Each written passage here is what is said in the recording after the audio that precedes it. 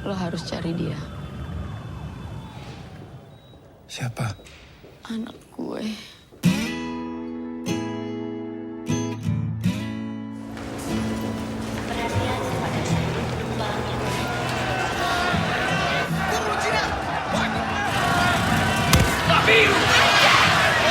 Dan akan kemungkinan terjadinya kembali kerusuhan besar antar kelompok masyarakat di beberapa.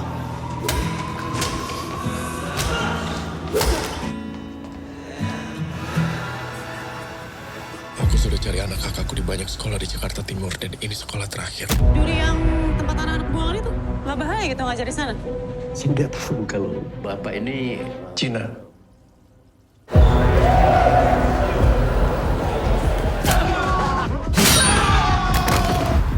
Hari ini aku ajak Kristo ke sini buat nyari tahu. Soal? Dia anak kakakku. Rumah di mana? Bersantai pulang. nggak usah, makasih. Mati lu. Ayo. Aku cuma bilang harusnya kamu dari awal nggak usah ngeladenin dia. Sama kayak guru yang lain. Takut sama murid sendiri.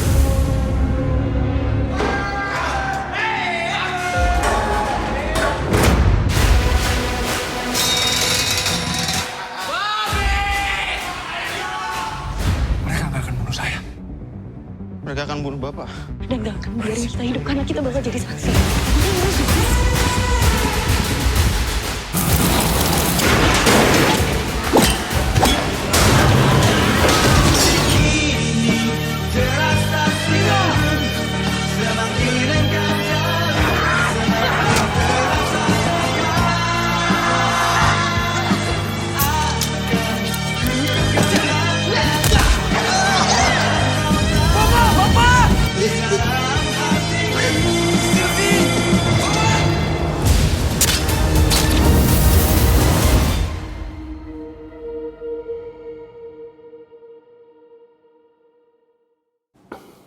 Aduh, gue tadi makan jengkol lagi.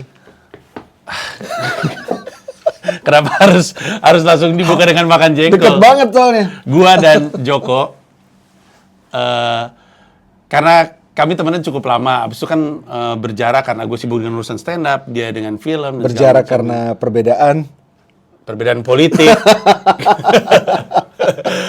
Cuman gua tuh kenal Joko cukup dekat untuk tahu bahwa ada sesuatu dari Joko yang nggak tahu ya. Kayaknya orang tuh nggak tahu. Apa tuh? Tapi gue tahu, Joko itu jago banget cerita. Dia kalau cerita soal terutama ide filmnya dia, itu jago banget, engaging banget. Dan setiap kali dia cerita sama gue tuh, semuanya tuh nempel. Dia kalau cerita, gini, tuh nempel. Ada dua bahkan, tapi dua-duanya bahkan nggak jadi film sampai sekarang. Yang mana tuh? Gue sebut kata kuncinya aja ya. Yang satu tentang aborsi, yang di klinik aborsi. Ya. Ya, itu menghantui gue banget itu. Sampai sekarang gue pikir, fuck Joko, fuck. Masih di kepala gue. Sama satu lagi soal, lu pernah cerita soal ada beberapa orang ngumpul di bar. Bunuh-bunuhin politikus. Iya. Itu akan jadi kenyataan kok. Gila. Nah, ini satu lagi yang gue kenal soal Joko. Lu bisa cerita sama gue tuh premis entah kapan. Kita pikir nggak jadi aja gitu. Jadi. Iya. Jadi insya Allah jadi. Iya. Nah, gue ngebuka itu karena gue bisa sih cerita sama yang nonton soal premis dari film pengepungan Di Bukit Duri. Tapi kalau lo yang cerita, maksudnya orang bisa lihat trailernya, Ya, orang bisa lihat. Tapi kalau lo yang cerita kan pasti beda. Coba cerita soal pengepungan di Bukit Duri. Kalau dari premisnya, Ji, pengepungan di Bukit Duri ini bercerita tentang seorang laki-laki Chinese Indonesian. Dia mengalami sebuah trauma 17 tahun yang lalu, melihat sesuatu yang sangat mengerikan sekali yang terjadi pada dirinya dan kakaknya. Sampai akhirnya cerita bergerak ke tahun 2027, which is 2 tahun dari sekarang. Di mana dia diminta berjanji sama kakaknya untuk mencari anak kakaknya, mencari keponakannya. Dan pencariannya membawa dia ke sebuah sekolah SMA, namanya SMA Duri, di Jakarta Timur. Ternyata sekolah itu dipenuhi oleh anak-anak berandal yang bermasalah, yang tidak bisa mengikuti norma masyarakat. Di-deem as outcast, jadi juvenile delinquents, dibuang ke sana, guru-guru yang lain nggak bisa mengajar, orang tua juga udah give up, ditaruh di dalam sebuah sekolah, dan Dia melamar ke sekolah itu menjadi seorang guru untuk mencari salah satu dari murid-murid yang berandal itu yang mana keponakannya gitu. Tapi ternyata from day one dia sudah membuka konflik dengan anak-anak di situ dan pada suatu hari dia harus fight for his life. Di film itu ya, salah satu yang paling menjelaskan situasi si sekolahnya adalah bahwa kalau dari luar tuh itu gedung nggak kayak gedung sekolah. Tapi kayak penjara. Betul. Kayak penjara. Pagarnya tinggi besi. Betul. Terus temboknya juga tinggi. Ada pagar kawat berduri. Ada kawat berdurinya gitu. Ya. Jadi terus langsung kebayang. Dan tahu nggak ya? Gue nggak tahu sih. Tapi ini mungkin karena keahliannya Joko ya dalam visualisasi. Gue ngeliat trailernya aja merinding gue. Takut. How close is that to reality? How close is that? It's so Kalau close to menurut kita reality. sih it is reality already gitu. Dan ini bukan cuma masalah konflik sosialnya ya, karena kan yang lo angkat ke permukaan adalah masalah ras, masalah rasialis gitu ya. Tapi juga masalah anak SMA yang punya kemampuan seperti itu. Gue nggak tahu ya, gue udah jauh banget dari dunia per SMA-an. Zaman gue SMA, zaman lu SMA, mungkin masih kayak gitu. Zaman sekarang tuh gue tuh selalu bilang, kayaknya salah satu alasan kenapa tawuran tuh levelnya nggak kayak di 90-an tuh karena kehadiran JKT48 deh. Ini mamang-mamang yang biasanya ada di pinggir jalan tuh pada di teater semua soalnya. Gue waktu itu pernah stand up di FX, nge-MC di FX, gue ngeliat muka-mukanya si Wota-Wota ini zaman-zaman gue nih muka-muka kayak gini tawuran semua nih. Sekarang mereka megang-megang light stick. Tapi lebih parah Ji sekarang. Masa? Lebih parah. Kalau misalnya lu lihat banyak sekali video-video yang viral, bahkan tangan-tangan putus udah kelihatan sekarang. Kalau zaman dulu kan ya nggak kelihatan lah gitu. Kelihatan ya. Kena sedikit kabur gitu kejar-kejaran. Kalau sekarang tuh udah lebih parah sih. Iya. Dan sebenarnya si pengepungan di Bukit Duri ini skenario-nya itu tahun 2007 udah selesai. Gua kasih tunjuk ke Tia Hasibuan produser gua kan. Kita sama-sama sepakat ini pada saat itu real dan kita berpikir bahwa ini bleak banget ya. Kita bikin nggak ya filmnya ya gitu. Karena ketika kita membuat film kan kita kepingin ada semacam energi positif yang kita sebagai filmmaker juga bisa merasakan gitu. Kita merasa pada saat itu cerita pengepungan di Bukit Duri tentang nggak kompleks tapi nggak satu hal. Kita berbicara soal sistem pendidikan Indonesia yang gagal menciptakan sekolah sebagai bukan saja tempat belajar mengajar tapi tempat pembentukan karakter. Itu nggak ada di sekolah Indonesia. Yang kedua tentang kedekatan Indonesia dengan budaya kekerasan, termasuk anak-anak mudanya. Yang ketiga adalah implikasi dari sistem pendidikan yang gagal ini ke banyak sekali budaya-budaya yang negatif di Indonesia, termasuk budaya kekerasan tadi dan budaya korupsi juga. Jadi kita merasa bahwa ini bleak banget, kita sebagai filmmaker mau mendapatkan energi ini nggak ya gitu, walaupun penting untuk diceritakan. Akhirnya kita memutuskan untuk kita tunggu 2 tahun yuk, itu ucapan gue sama Tia, kita tunggu 2 tahun lagi ya, kalau misalnya 2 tahun udah nggak relevan ya udah nggak usah. Ternyata 2 tahun setelah itu relevan dan gue terus terang tahun 2014-2015 gue merasa ada sinar terang yang membuat kita berpikir alhamdulillah kita nggak harus bikin pengepungan di Bukit Duri ya, udah nggak relevan atau nggak urgent lagi. Ternyata enggak Ji. Apa tuh yang bersamaan dan kekecewaan lain gitu ya. Ternyata itu masih ada. Dulu kita sempat berpikir bahwa kayak budaya korupsi sekarang udah kayaknya dalam 2-3 tahun lagi nggak relevan nih gitu kan. Oh alhamdulillah gitu. Ternyata ya kasar ya.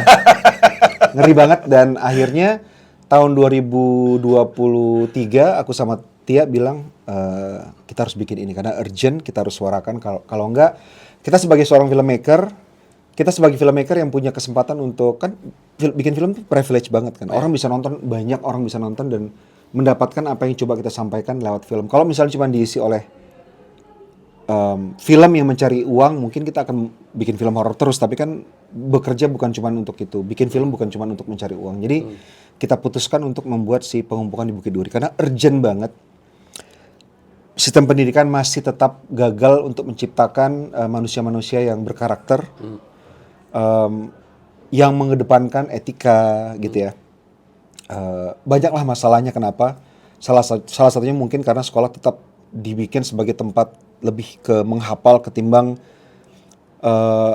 memiliki common logic, common sense sebagai warga negara supaya kalau misalnya mereka melihat sesuatu yang tidak benar, mereka di encourage untuk bersuara kan nggak seperti itu sekolah kita. Ya, agree. kurikulum kita juga nggak dididik untuk ada kekritisan. betul. Jadi itu pendidikan juga masih gagal. Budaya kekerasan seperti yang lu singgung tadi ternyata semakin parah dan ini sekarang konfliknya udah nggak. Kalau zaman dulu tuh gini, mereka tawuran sesama sebaya, fair, satu level gitu. Kalau sekarang tuh mereka bisa memukuli orang yang dulu dianggap kayak kita nggak mungkin memukuli guru gitu. Sekarang guru tuh dipukulin karena udah nggak ada lagi batas-batas etika tadi itu gitu. Jadi kalau kita lihat banyak sekali video-video yang nunjukin anak SMA, anak SMP mukulin guru, ngeroyok guru tuh udah biasa sekarang. Dan itu nggak jadi berita nasional, kenapa? Karena udah normal. Itu yang membuat kita, oh ini parah banget ya gitu. Ayo kita bikin yuk pengembangan di Bukit Duri, makanya kita shoot. Gitu. Yang paling gue khawatirin ya dari film lu, bukan khawatir dari film lu ya. Jadi gini, gue cerita sudut pandang gue. Gue tuh kekhawatiran gue terbesar terhadap Indonesia itu adalah ketika orang tuh nggak punya harapan. Yes. Kalau lu nggak punya harapan tuh, lu kan ya udah gue ngelakuin apa yang gue bisa aja. Betul. Let me just take over this gitu. Yes. Dulu orang-orang yang ngerasa nggak punya harapan dan memutuskan untuk yaudah gue akan lakukan apapun yang gue bisa, itu ormas. Dulu kan dulu waktu masih ada FPI di antara kita. Sudah bubar. FPI itu kan banyak ormas lain sekarang. Makanya waktu itu yang baru-baru juga ada. Gue bilang materi stand up gue, FPI dibubarin percuma, nanti juga bangkit lagi dalam nama yang lain. Tapi argumennya kan waktu itu adalah gue nggak bisa berharap sama polisi dan aparat. Lihat nih semua ketidakadilan menurut gue, ya kan menurut ormas-ormas ini kan yang disebut tidak adil kan beda dengan yang kita lihat ya. Tapi ketidakadilan ini nggak lurusin, gue yang turun. Dan ketika gue yang turun bos bambu dan segala macamnya. Dulu tuh keresahan-keresahan itu diwakili sama ormas. Sekarang keresahan-keresahan itu diwakili sama individu-individu. Individu-individu nih sekarang udah mulai ngerasa tidak puas. Udah mah polisinya ngewe sama anak di bawah umur untuk dijadiin bokep dijual ke luar negeri. Ikut jualan narkoba, nembak polisi lain, memfitnah seorang anak tawuran sampai preskon padahal mah enggak. Terus kan responnya kan adalah anjir kalau polisi nggak bisa gua andelin, lain kali ada apa di depan mata gue hajar aja. Nah ini masalahnya apa yang gue anggap salah dan apa yang menurut gue tidak adil tuh beda untuk setiap orang. Nah film itu kalau lihat trailernya, film itu dibuka dengan situasi di mana ada social unrest gitu. Jadi ketika jalan tuh lagi pada demo, lagi pada protes, that is not so far away. That's why it's so creepy. Film Joko creepy semuanya. That's why it's so creepy untuk ngeliat itu. This is not so far away. Settingnya 2007 lagi. It's not so far away. Ditambah dengan hal-hal yang politisi-politisi lakukan dan ucapkan. Ini keresahan gue yang lain. Politisi sekarang udah gak pura-pura. Kalau dulu kan pura-pura baik. Iya, dulu pura-pura baik ya. Iya, kalau sekarang ngomong-ngomong aja. Waktu kita kecil tuh pura-pura baik ya. Iya, pura-pura baik. Sekarang tuh ngomong tuh kayak antara dia anggap kita bego atau dia anggap kita gak ngerti atau apa. Tapi udah gak peduli. Kita ngeliat, kok lu acting kayak gitu? Nah, terus kan responnya balik lagi ujungnya ke masyarakat. Nah, trailer itu dimulai dengan disetting bahwa ini lagi ada social unrest. Lalu tidak tergambarkan di trailernya, tapi kemudian ada sesuatu yang memicu kelihatannya sehingga ada ledakan gitu ya. Jadi kayak karena kami juga ingat apa yang terjadi di 98, jadi kayak 98 yang terjadi di situ. Nah, orang yang pernah hidup di 98 itu hidup dengan ketakutan itu terjadi lagi. Gitu. Makanya di satu sisi gue bilang kita tuh lebih baik daripada zaman dulu. Dulu tuh gue ngeliat orang keturunan Tionghoa diperkosa, dibunuh, dibakar di pinggir jalan. Sekarang tuh kita nggak kayak gitu. Sambil dalam hati, jangan sampai kita kayak gitu. Nah ketika Joko itu menghadirkan itu kembali, mungkin itu kali ya yang membuat gue takut ngeliat film itu. Gue ngeliat film itu tuh, oh my goodness. Satu-satunya yang bikin gue, dan ini juga gue mau tanyain, at least di trailer ya, lu tuh ada banyak banget dari estetik yang lu tampilkan tuh sangat Indonesia. Tapi ada banyak dari yang lu tampilkan itu sangat Amerika. Contohnya? Subway. Atau MRT. Like ya itu. Kan keluar dari bawah. MRT itu. Lu pernah naik MRT kan? Naik MRT kita kan, tapi kita nggak sekotor itu. Ya tahun 2027 kapan? Suram banget MRT. Karena gue datang dari New York, gue bilang there's so many things that doesn't look like Indonesia, but at the same time the aesthetics of it Indonesia gitu. Indonesia, sekolah dengan apa locker. Locker. Anak gue kan sekolah public school. Iya. Jadi gue kan sering kan ke public school, pas gue liat, emang kayak di film-film ya, kalau Spider-Man kan suka ada locker emang kayak gitu. Pas gue, so the aesthetics itu masih sangat Indonesia. Yeah. Kayak tile atau a lot of the artistic aspect of it. Bajai masih ada. Iya, masih Indonesia. Tapi also the structure, so the structure is familiarly luar negeri, but the aesthetics of the structure is familiarly Indonesia gitu. Itu emang approach yang sengaja lu desain untuk, karena ini mau lu market keluar atau? Pertama soal hope tadi itu, filmnya sangat hopeful. Film ini? Yes, filmnya sangat hopeful. Kalau misalnya lu nonton nanti lu akan Oke. banyak ketika orang nonton tuh, oke, there is hope gitu. Oke. At the end of the tunnel Oke. ada hope, dan itu mungkin yang membuat banyak kemarin yang udah nonton sangat emosional banget karena it's true, yes, but we have to do something gitu. Film itu, yes, of course kita bikin film harus personal, tapi tidak mewakili bagaimana personal view dari kita tentang bagaimana kita menanggapi ini semua gitu. Mungkin kalau kita lebih less hopeful, mungkin kalau film ini sangat hopeful banget. Jadi di ending itu bahkan ada beberapa, nggak cuma satu, tapi ada beberapa simbol harapan gitu. Karena kita nggak mau film ini jadi semacam vonis. This is what we are going to see in the future, but this is something that we might see if we don't change gitu. Jadi film ini tentunya nggak besar, jadi nggak membicarakan tentang dunia yang sangat besar. Ceritanya pun dibatasi hanya tentang satu guru di dalam sebuah sekolah yang khusus untuk anak-anak berandal, si SMA Duri itu. Jadi most of the events yang terjadi di film ini akan terjadi dalam satu hari di sekolah itu aja gitu. Tapi sekolah ini adalah gambaran dari apa yang terjadi dari di luar sana secara negara, secara bangsa, apa yang membuat kejadian-kejadian terjadi di sekolah itu terjadi gitu. Film ini akan mengajak kita membicarakan hal-hal yang sulit.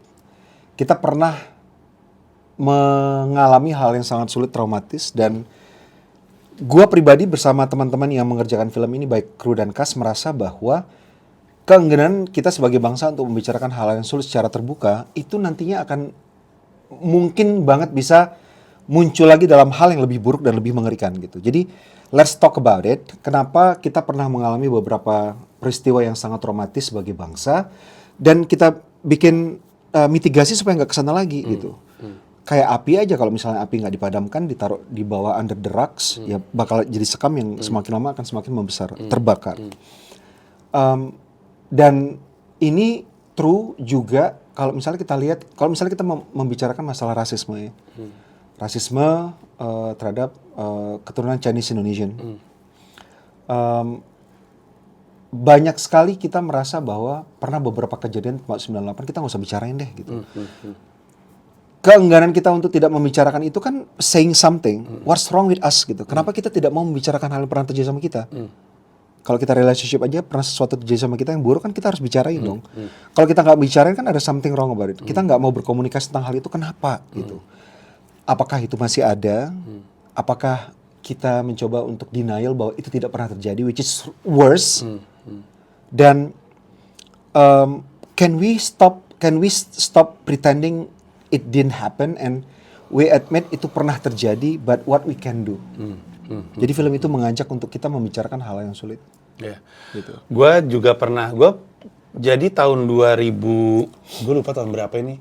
Tapi gue punya materi istirahat tentang kerusuhan 98. Karena dititipin waktu itu, kontras minta tolong dong diangkat karena ini udah nggak jadi pembicaraan orang lain, padahal kasusnya belum selesai. Betul. Gue naikin di materi stand up, malah jadi kontroversial. Katanya, lu membuka luka lama. Cari apa lu dengan ngomongin kayak gini, kata gue. Cari penyelesaian, nggak selesai nih. Jadi gue bisa ngebayangin datang dari posisi lu, tantangan pasti ada yang secara terbuka ngomong, Joko lu ngapain sih? Enggak, karena kita kebetulan kan tidak bilang bahwa ini adalah 98 atau any other real life incidents gitu. Kejadian kita aja terjadi tahun 2027, which is 2 tahun lagi. Jadi belum terjadi. Tapi kan lu ngangkat sentimen itu. Kita menginsinuasi bahwa kita sebagai bangsa pernah mengalami ini, and let's talk about it. That's it. Karena apa? Kalau misalnya seperti yang lu bilang, kenapa sih lu membuka-buka luka lama, itu kan kayak kita dibully aja, lo ngapain lo ngomong-ngomong dulu pernah terjadi ini, lo maksud lo apa, itu kan satu sentimen yang jangan kita anggap normal, itu satu sentimen yang tidak normal dan berbahaya menurut gua gitu. Gua nggak tahu ya, apakah lu mau ceritain atau enggak.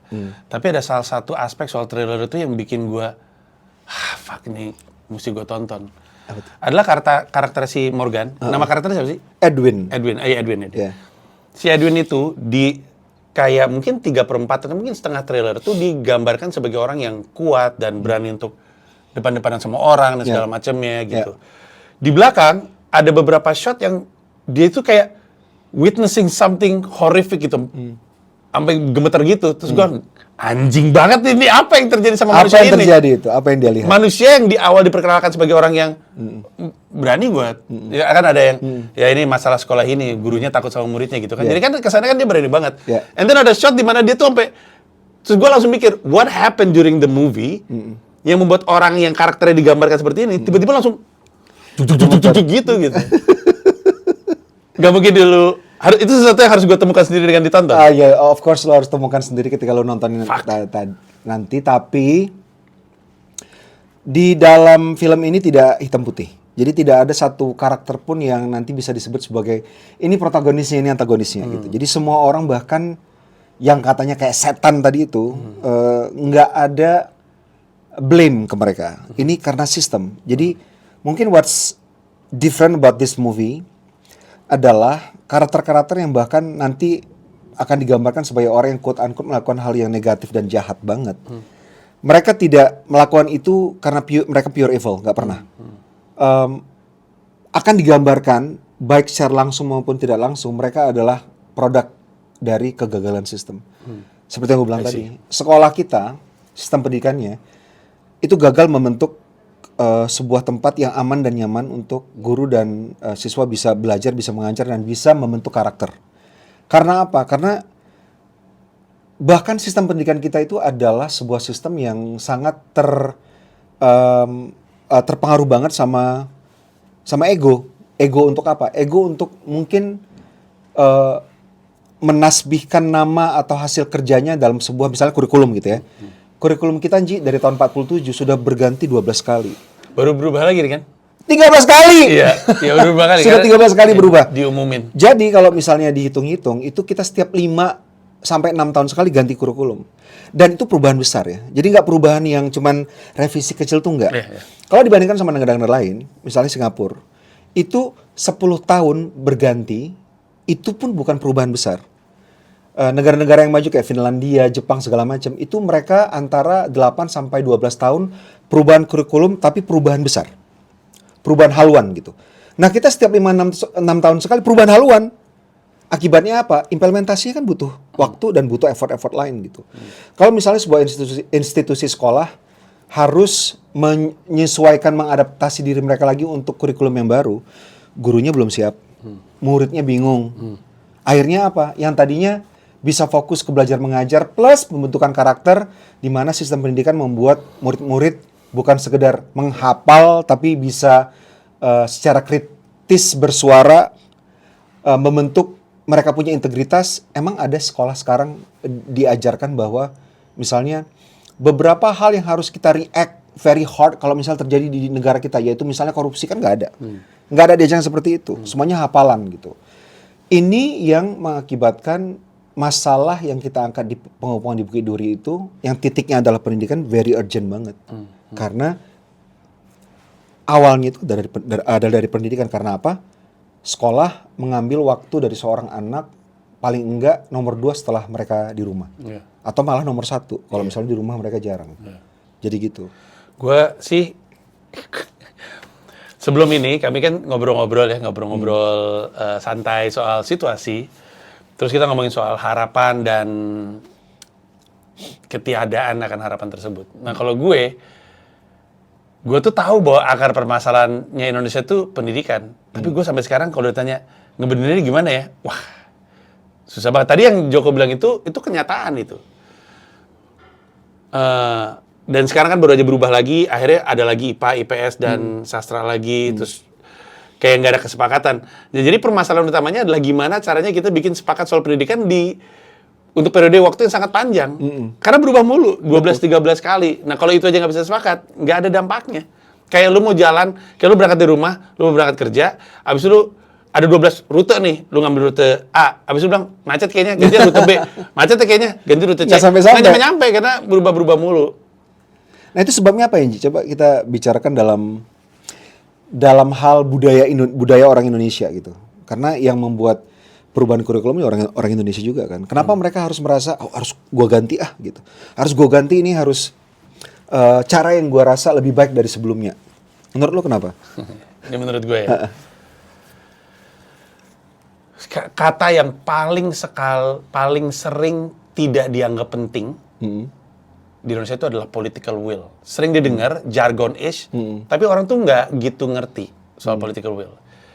Intinya, nggak ada political will ke arah situ. Karena mindsetnya adalah duit keluar harus duit masuk di pemerintahan. Ngerti maksud gue? Yes. Jadi kayak gini, inilah alasan kenapa banyak kota tuh trotoarnya nggak bagus, dan banyak kota tamannya nggak ada. Ini nggak ada duit baliknya. Buat apa lu bikin trotoar nggak ada duitnya? Tapi kalau lu buka jalan, jadi ada duit dong. Jalan raya, jadi ada duit. Yes. Apapun yang ada duitnya. Jadi pemerintah tuh selalu mikirnya, gue ngeluarin duit yang bisa jadi duit balik ke negara. Nah ini tuh nggak jadi mindsetnya kita, sehingga nggak pernah ada kesepakatan bahwa kita mesti lakuin sesuatu sama pendidikan, karena pendidikan nggak ada duit balik. Padahal ada. Sebenarnya ada. Tapi nggak ada duit balik cepat. Itu maksud gue. Itu menurut gue, Ji. Iya, jadi orang Indonesia nih, yang gue lihat juga di sektor perfilman ya, kepinginnya dapat sesuatu yang keuntungan sesaat, keuntungan yang cepat. Yeah. Misalnya kalau di film tuh dimulai dari pemikiran ini sekarang lagi laku apa ya, kita bikin itu, gitu. Tanpa memikirkan, oh mungkin di dunia perfilman itu butuh ada terobosan-terobosan genre, tema yang bisa membuat nanti kita punya field yang lebih besar lagi untuk berkarya, bukan cuma di itu aja gitu. Tapi kan dalam masa dekatnya, keuntungan saatnya, bikin ini kayaknya laku nih gitu. Tapi gue punya jawaban. Apa? Jadi kejahatan-kejahatan Indonesia itu kejahatan-kejahatan jangka pendek kan. Kejahatan-kejahatan, coba lihat semua korupsi. Lihat semua korupsi deh yang terjadi. Walaupun nilainya gede, tapi coba lihat korupsinya karena apa? Markup. Pasti markup. Kejahatan ada duit, gue kutip segini, kickback, segala macamnya gitu. Kenapa? Karena untuk ratusan tahun, cara kita nyari duit dari penjajah Belanda, emang cuma itu. Kayak gitu ya. Bahkan dalam berkorupsi aja kita nggak kreatif gitu. Iya. Ya. Karena dalam berkorupsi aja kita nggak maju. Dan itu kan lebih ke apa yang mengakar. Gue ini akan terdengar aneh ya. Dan ini pembicara kita jadi nggak ngomongin film, tapi gue mau ngomongin sesuatu yang agak keluar sedikit. Waktu itu Nescafe pengen meningkatkan penjualan kopi di Jepang. Terus dia bikin FGD, semuanya pada suka kopi. Dia rilis produknya, kemudian produknya nggak ngangkat. Padahal FGD bilang oke. Terus datanglah ada seorang namanya keperancis-perantisan, dia orang agensi gitu. Dia bilang, kalau lu tanya Joko suka kopi atau enggak, suka dia. Cuman kalau lu tanya apakah dia kemudian akan bikin transaction, belum tentu, karena itu semua mengakar ke belief systemnya dia. Masalahnya Joko hari ini itu kalau ditarik ke belakang tuh nggak pernah ada akar ngopinya, akarnya teh. Dari kecil teh, orang tuanya teh, terus ketika dewasa teh aja. Sehingga strateginya Nescafe waktu itu adalah jualan permen kopi, menargetkan anak-anak zaman sekarang. Supaya anak-anak zaman itu, ini udah lama ya, anak-anak itu tuh ketika tumbuh dewasa tuh dia punya akar kopinya. Waktu gue kecil, gue pernah minum kopi-kopi dalam bentuk permen. Habis itu ke kaleng-kaleng kopi manis, habis itu dan seterusnya. Makanya sekarang salah satu tempat nyari kopi enak sih memang di Jepang. Bahkan iced americano-nya Jepang itu terkenal sekali gitu. Nah, terus kita balik nih ke permasalahan korupsi. Koruptor hari ini itu memorinya akan kejahatan-kejahatan kayak gitu tuh masih sama dengan yang kayak dulu, kutipan, kickback dan segala macamnya. Semua korupsi-korupsi kolonial itu jadi bagian dari belief system. Ketika dia jadi menteri atau dia jadi pimpinan partai, kejahatan-kejahatan masih kejahatan kayak gitu. Makanya ngubahnya tuh susah banget. Yang jadi permasalahan untuk Indonesia adalah bedanya sama penjahat Amerika Serikat. Penjahat Amerika Serikat itu mikirnya panjang. Jadi mereka tahu kita mesti naikin dulu semuanya nih. Naikin semuanya, duitnya makin gede, kejahatan gue jadi makin nikmat. Kalau sekarang nggak bisa gede, karena yang dikutip duit kecil semua. Selama kejahatan kecil, nilainya triliunan betul, tapi jenis kejahatannya gitu loh. Kejahatan markup nggak akan berubah. Permasalahannya nggak akan berubah. Dan itu berdampak kepada semuanya, termasuk kepada pendidikan. Karena kejahatan-kejahatan kayak gitu juga terjadi di dunia pendidikan.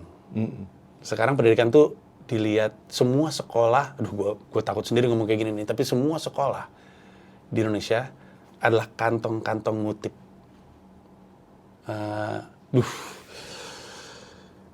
Di sekolah, gimana ngomongnya? Tapi di sekolah, semua yang merupakan aktivis pendidikan tahu ini. Di sekolah, di semua sekolah di Indonesia, di seluruh Indonesia. Iya.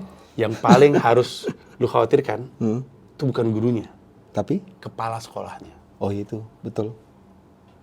Sekarang lu pikirin, kalau potensi kejahatan di setiap sekolah adalah kepala sekolah, apalah harapan sekolah itu? Betul, betul. Orang kepalanya. Lebih banyak sekolah kali di Indonesia daripada institusi bisnis atau bank dan apa segala macam. So that's a lot of money, and when there's a lot of money, Iya. there's a lot of politicians involved. And when there's a lot of politicians involved, pendidikan bukan jadi tempat untuk ngebangun manusia, tapi Betul. untuk nyari duit. Betul, dan itu gue setuju banget apa kata Panji tadi. Pertama, sekolah itu sendiri adalah kantong-kantong dari budaya korupsi itu sendiri, seperti yang lu bilang. Gue ingat waktu kita mengundang beberapa stakeholder yang langsung berkaitan dengan isu yang ada dalam pengembangan di Bukit Duri, termasuk para guru. Kita undang untuk menonton. Salah satunya adalah seorang guru yang dari daerah, ditempatkan di daerah, dia jadi guru honorer. Gajinya cuma 250.000 pada waktu itu. Dan Honornya. honornya. Ya bukan gaji. Kalau gaji kan bukan honor. Honornya gaji 250.000. 250.000. Ketika dia sampai itu melihat infrastruktur sekolah udah sama sekali tidak layak untuk digunakan.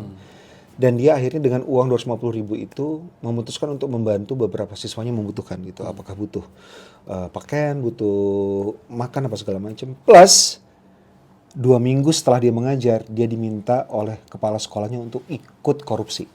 Untuk ikut menandatanganin apa sehingga keluar dana yang katanya dipergunakan untuk sekolah padahal itu untuk pribadi.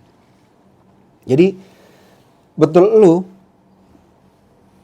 ini sudah kayak mendarah daging banget bahkan ke sebuah institusi yang seharusnya mencetak manusia yang bisa memiliki kapabilitas untuk menolak korupsi, tapi itu aja terjadi di sekolah mereka, korupsi itu. Dan yang mau gue jelasin juga, sebenarnya orang-orang ini, oknum-oknum yang melakukan kejahatan di lingkungan sekolah, sebenarnya tujuan utamanya, tujuan akhirnya itu bukan dari sisi sekolah, tapi dari sisi jabatan yang kepala sekolah ini bisa dapatkan di level-level yang lebih tinggi. Jadi itu mereka semua kepala sekolah ini sedang jadi atau sedang membangun karir politiknya via kepala sekolah.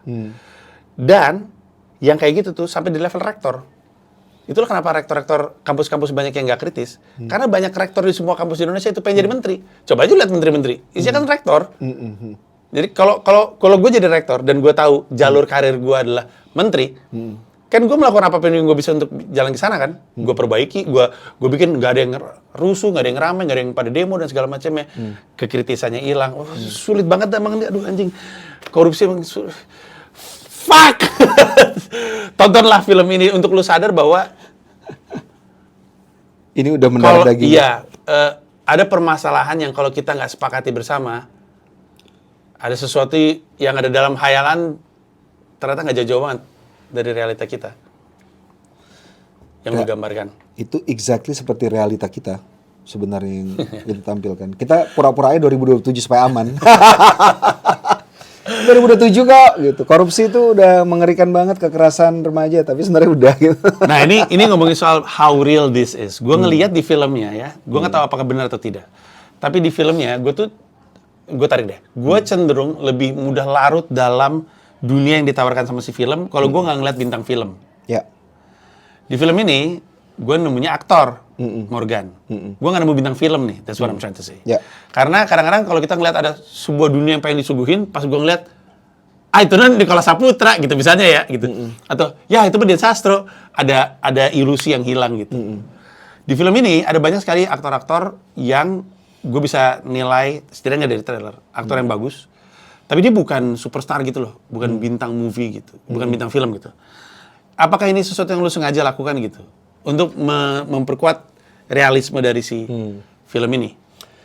Pertama, menurut gua nggak ngaruh sih. Banyak film-film yang diperankan oleh bintang besar tapi sangat real banget. Kayak misalnya ketika Nicholas Saputra memerankan Gi dalam film Gi, menurut gue itu betul-betul Gi aja udah bukan Nicholas, atau kayak Dian Sastro di banyak film, termasuk yang terakhir ada Gadis Kretek tuh udah menurut gue udah bukan Dian Sastro. Tapi untuk Pengepungan di Bukit Duri ini kita memilihnya itu tidak berdasarkan, well gue in general kalau misalnya bikin film tuh nggak pernah mencari pemain based on di luar kemampuan dia satu sama cocok atau tidak cocoknya jadi karakter tersebut gitu.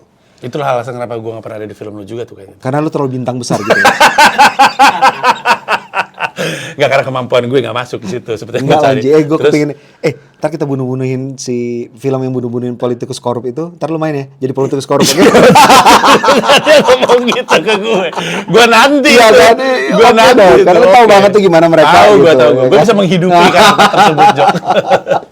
Ya. Gitu. Terus, nah khusus untuk film Pengepungan di Bukit Duri ini kita memang memilih terbuka banget bagi siapa saja. Dan kalau misalnya lu lihat 90% dari para pemain Pengepungan di Bukit Duri fresh, artinya yang belum banyak pernah main film, dan most of them belum pernah main film bareng gue gitu.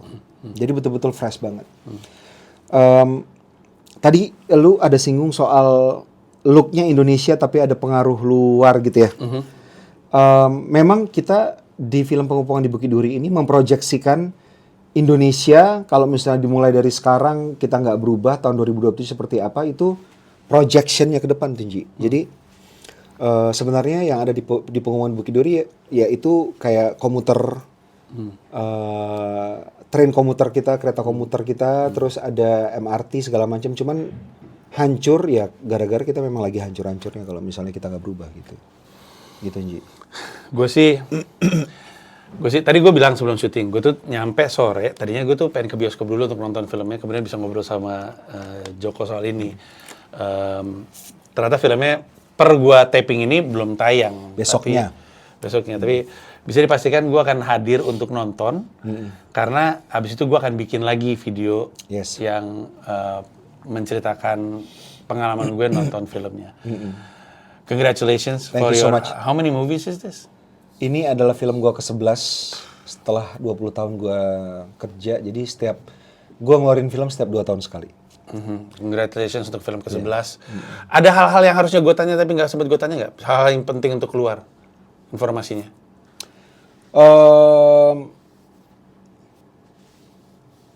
Takutnya ada sesuatu yang penting gitu, nggak gue tanya jadi nggak keluar. Enggak sih, memang film ya yang jadi beberapa highlights mungkin misalnya film ini adalah kerjasama pertama PH dari Asia Tenggara dengan MGM. MGM ya. MGM itu sekarang perusahaan Amazon kan? Perusahaan Amazon, Iya. yes. Wah. Amazon MGM Congratulations. Studios. Oh, by the way, mereka how did that happen? Mereka kebetulan udah ngikutin film-film kita. Anda kali. Kita. Nggak mungkin kita. Gue yakin film gue partikular nggak ditonton. Nggak ada, walaupun Mendarat Darurat ada di Prime Video. Itu bagus. Iya, Gua suka. semua film gue bagus.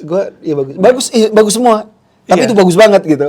Beneran? Iya. Oh, gue bilang tonton itu film. Tonton Mendarat Darurat bagus loh. Mendarat Suka Darurat banget. bagus. Dan on top of that, I love directing it. Maksudnya proses Kelihatan, sutradaranya tuh kelihatan. menyenangkan sekali. Kelihatan. Pemain gue happy. Tanya sama semua krunya deh. Iya. Gue Happy. juga dipaksa nonton sama Marisa Anita dan Reza. Happy Harus shooting. nonton. Anyway, terus gitu? Terus jadi Lu, dia ngikutin lu. mereka udah mengikuti film kita dari beberapa waktu yang lalu dan akhirnya mereka menghubungi, can we work, ada possibility nggak kita kerja bareng gitu. Dan the first thing that came to our mind, gue sama Tia, produser gue, Pengepungan di Bukit Duri. Karena apa? Karena pertama pembentukan dunia di dalam Pengepungan di Bukit Duri ini karena tahun 2027 butuh set yang dibangun sehingga membutuhkan dana yang besar. Gitu. Kalau kita sendiri mungkin nggak sanggup dan kita butuh challenge. Challenge-nya apa? Ketika kita memutuskan kerjasama dengan MGM, langsung di kepala kita bisa nggak kualitas ini sesuai dengan standar mereka. Betul, gitu. betul. Mereka udah bikin film banyak banget kan. Asli. Apalagi beberapa waktu yang lalu mereka bikin film yang kita seneng banget kayak misalnya Air tentang Jordan, Air Jordan. Iya. Itu kita suka banget. Terus ada film Blink Twice. Iya. Dan Gue banyak, suka film itu. iya kan? Iya. Dan betul-betul kayak, oh kita bisa nggak ya? Apakah nanti setelah kita jadi dan kita tunjukin mereka ngebatalin atau gimana gitu kan? Dan akhirnya oke, kita harus bisa. Kita ngumpulin semua kru yang luar biasa, pemain yang luar biasa, dan akhirnya ketika filmnya selesai, ketika kita edit, kita serahkan ke mereka pertama kali, mereka langsung ngajak kita Zoom, mereka bilang we are so happy, we so proud of this movie. So alhamdulillah. Itulah dia. Nah nanti ketika mereka udah puas sama Joko sebut, ada tuh sutradara bikin mendarat darurat tuh. Yes. Dan syuting nggak perlu jauh-jauh, di New York aja. Nah, Iya itu kan? dia. Berangkat orangnya ada di situ. Sekali lagi congratulations, Thank you, very thank you. proud of you. Thank you. Looking Thank forward for the project. Likewise. Nanti kita tunggu aja, gue akan bikin. By the way, gue akan masukin trailer dan sejumlah adegan ke sini, please. nggak apa-apa ya? Yes, nggak apa-apa, Bang. Apa kan tidak di nggak di AdSense juga? Nggak, Jadi nggak. supaya- Di AdSense juga nggak apa-apa. Jangan. Karena nanti bakal kena di tag, jadi masalah. Tapi nggak apa-apa. Pokoknya karena gue pengen salah satu yang jadi trailernya jualan banget sih. Trailer menjual sekali. Such a good trailer. Very good trailer. Jadi nanti dicek aja, film itu akan tayang di bioskop mulai tanggal berapa? 17. Udah main sekarang. Per video ini udah naik. Oke kalau gitu. Terima kasih banyak. Thank you, Banji. Thank you. Bye-bye. Thank you, bye. Lo harus cari dia. Siapa? Anak gue.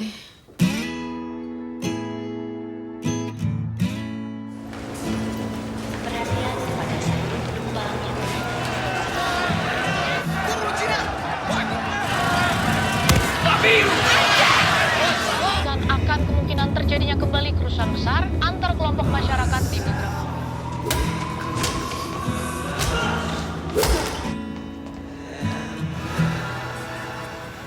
Aku sudah cari anak kakakku di banyak sekolah di Jakarta Timur dan ini sekolah terakhir. Duri yang tempat anak-anak buangan itu, nggak bahaya gitu ngajar di sana? Saya nggak tahu kalau bapak ini Cina.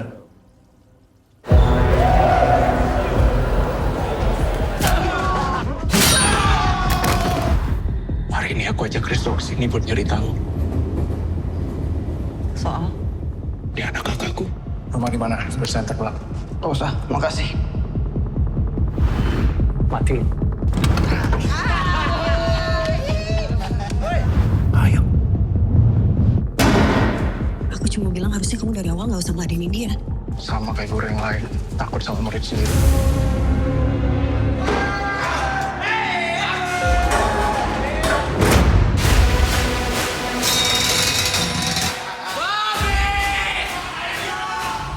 Mereka nggak akan bunuh saya. Mereka akan bunuh bapak.